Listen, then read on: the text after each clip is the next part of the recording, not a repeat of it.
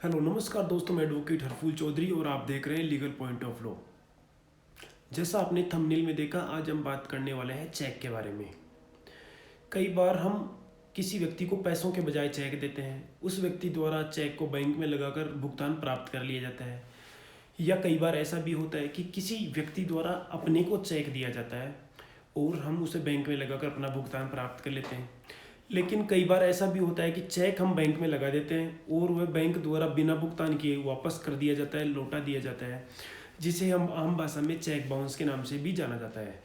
तो आज हम इसी मुद्दे पे चर्चा करने वाले हैं, चेक के रिगार्डिंग ही, कि चेक किन किन कंडीशंस में वापस होता है और ऐसी दशा में हमें क्या करना होता है, लीगली हमें क्या उपचार प्राप्त हैं बाई कानून।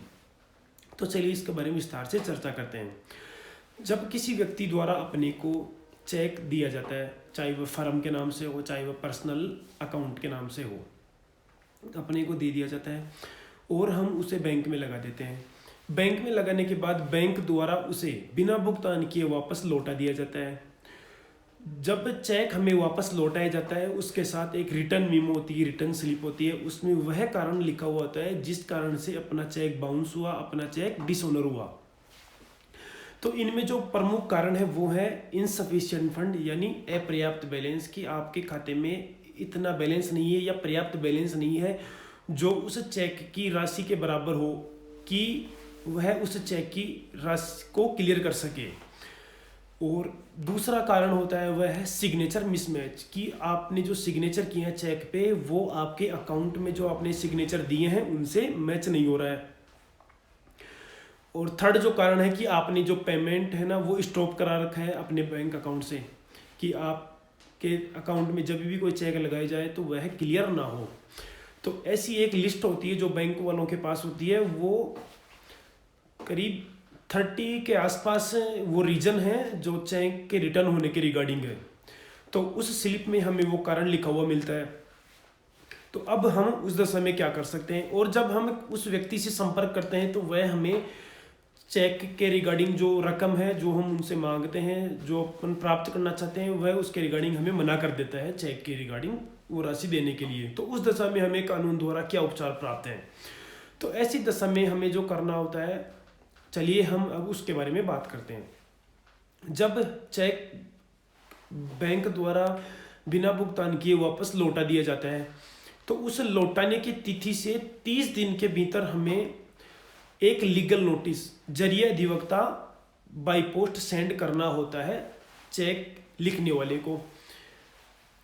एवं उस चेक के रिगार्डिंग जो हम नोटिस देते हैं, उस नोटिस की मियाद होती है 15 दिन की, कि वह उस नोटिस की तारीख से 15 दिन में हमें भुगतान कर देवे।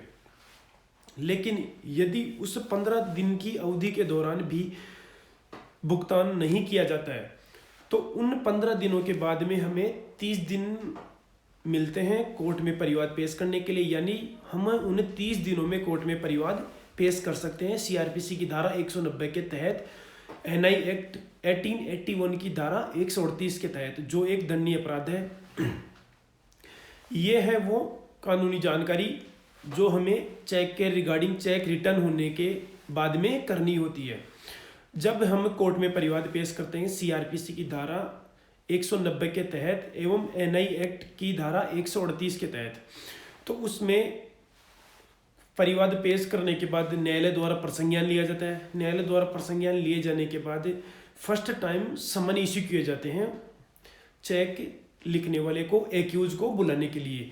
यदि वह समन तामील होने के बाद भी नहीं आता है तो कोर्ट द्वारा जमानती वारंट से उसे तलब किया जाता है, एवं जमानती वारंट द्वारा भी वह नहीं आता है तो उसके खिलाफ अजमानती वारंट जारी किया जाता है। जब वह कोर्ट में प्रेजेंट होता है एवं अपना जवाब पेश करता है, एवं उसके बाद में जो कोर्ट की जो प्रोसीजर है वो प्रोसेस फॉलो किया जाता है। एवं सीआरपीसी की धारा 190 के तहत जब हम परिवाद पेश करते हैं एनआई एक्ट की धारा 138 के तहत, तो उसमें कोर्ट को पावर होती है कि वह चेक की जो राशि है, चेक में जो राशि है उसकी डबल तक हमें राशि दुआए, चेक का जो अमाउंट है उसका डबल अमाउंट तक हमें राशि दिलाई जाए। एवं सजा का प्रावधान भी है कि एक्यूज को जो कोर्ट उचित समझे वो सजा कोर्ट द्वारा एक्यूज को दी जाए। तो ये थी चेक के रिगार्डिंग कुछ इंपॉर्टेंट इन्फॉर्मेशन जो मैंने आपसे शेयर की।